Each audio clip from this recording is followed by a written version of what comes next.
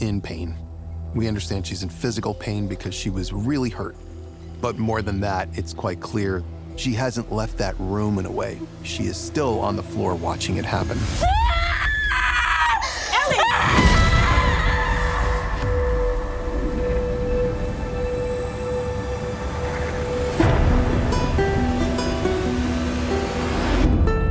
I love episode 3.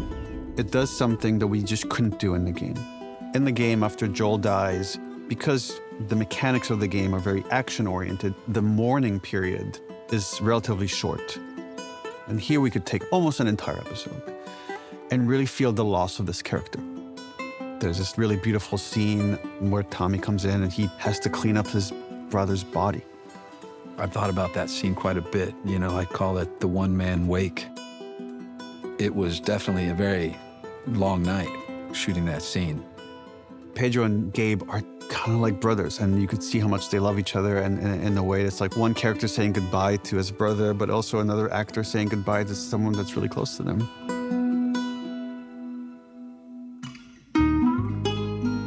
There aren't many shows where you would build an entire house for a character who's just died, because normally that would be one of the hero sets, and it'd be filmed relentlessly.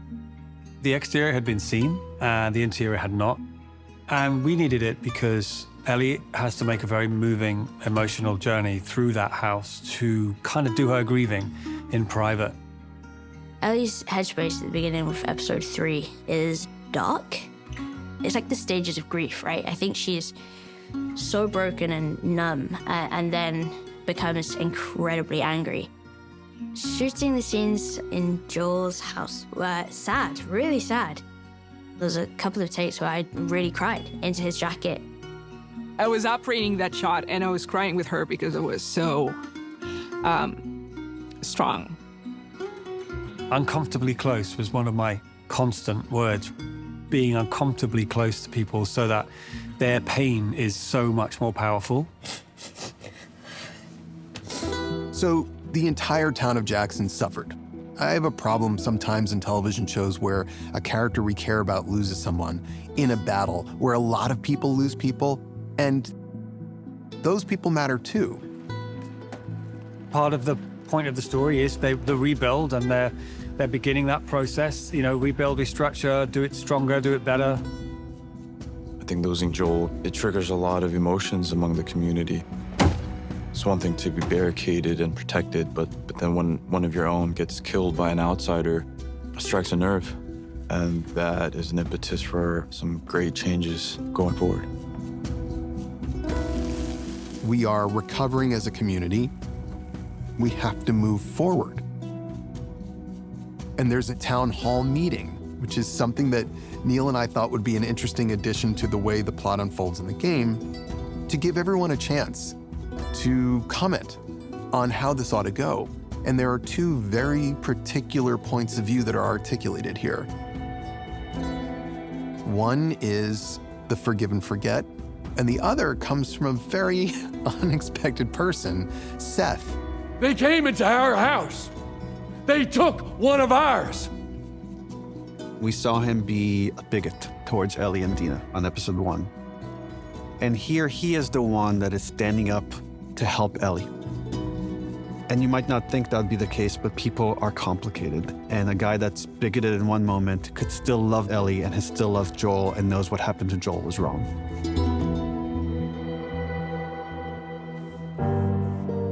So when Ellie has to come to the council and convince them all, she is very calculated about how she does it. We see Ellie, despite her instinct, try to slow things down because she just wants to say, fuck all of them. I want to pursue them to the ends of the earth and I want to make them pay. But she can't say that because that's not going to win her argument. She's trying to make the case that this is what's right for this community. This is what justice would look like. She's trying to appeal to Maria, who used to be a prosecutor. And she's saying things that sound right, but not necessarily that she believes in. When I first read that, I would think that Maria would say no. And then Craig gave me a little hint. And then when I really thought about it, I was like, no, she said yes. She said absolutely. This is not necessarily for Joel. This is for us. do what it takes to see that justice is done. Not for me. Not even for Joel. I am asking you, please, do it for us. This is for sure a multiple camera situation. We had 4 cameras working. It's not only about getting coverage, it's also to get as much fresh performance from all the actors as you can. It was massive. It was 6.5 pages, I think, which we shot all in one day. It was just so much more powerful because you haven't got to go again and again and again for a single camera to be in all of those different places. For me, as I was doing that speech, there were times when I really got into it. She starts to sort of believe herself. It's still emotional, like the weight of it is still there.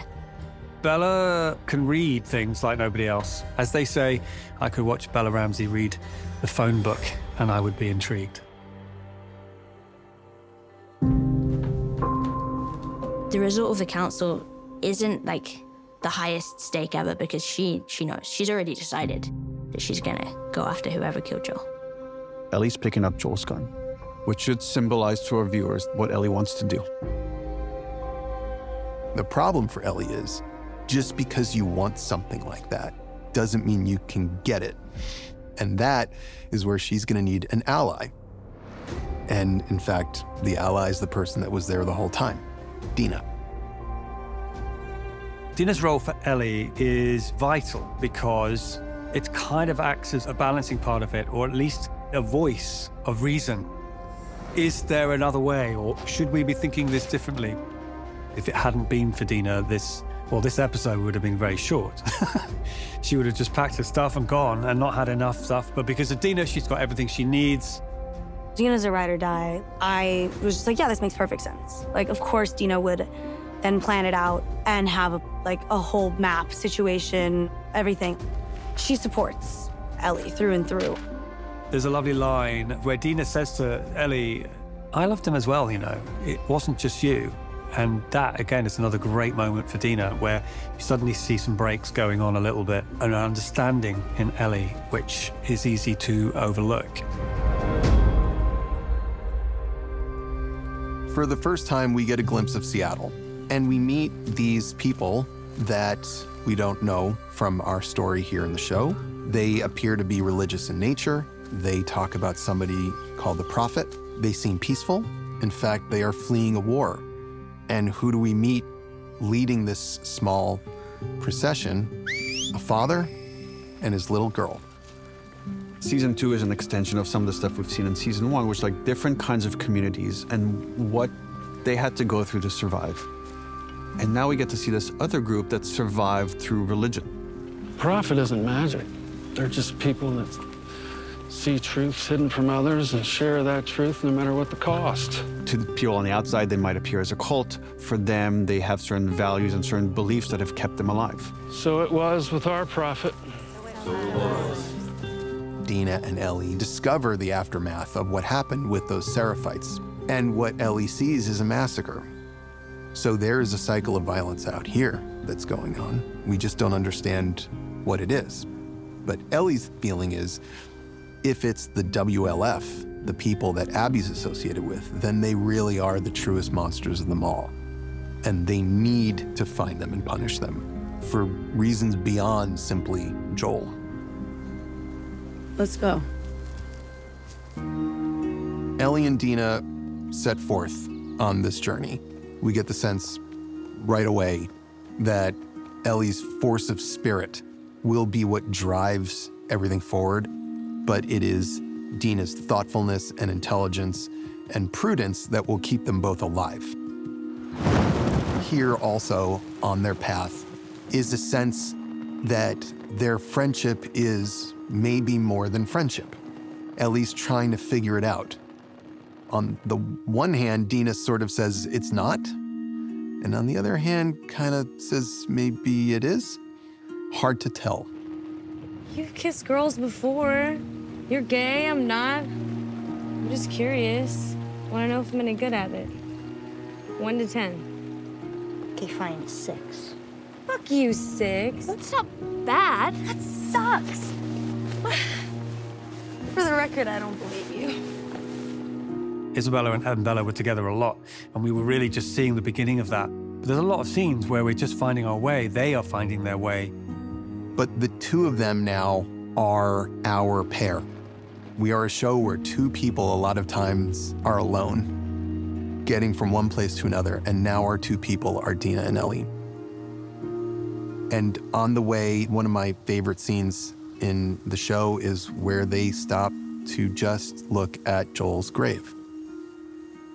Characters grieve him, but I wanted us to be able to grieve him too, to almost let myself go to a funeral for a moment before allowing these characters to then progress to their final destination.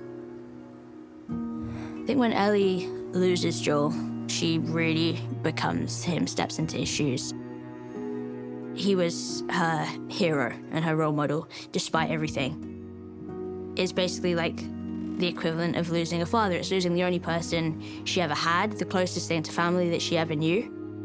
It's like losing her entire world. And so in that, I think she becomes him. It's lovely little things like Ellie puts the gun across her arms like Joel used to do, and having her at the front of the horse, not at the back. All these little visual things that you're like, wow, just seeing it and seeing this new way of the show being alive. This is us taking on a new journey. She's so focused, but the world is getting bigger and bigger and bigger and bigger. The whole show, it's about why we survive. Not just that we survive, but why we're doing it. What are we doing it for? Who are we doing it for? And at last they arrive in Seattle. It's oddly peaceful and oddly beautiful. So maybe this will be easy.